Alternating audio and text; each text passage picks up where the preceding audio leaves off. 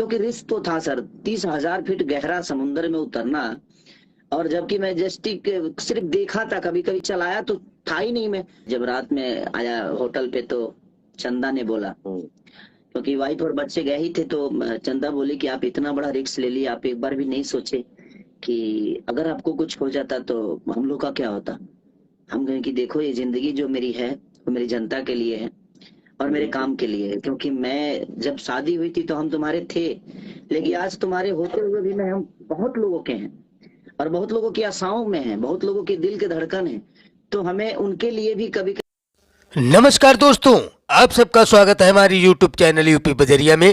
जैसे कि आप सब जानते ही हैं कि ट्रेंडिंग स्टार खेसारी लाल यादव जी भोजपुरी को शिखर तक पहुंचाने के लिए जी तोड़ मेहनत कर रहे हैं।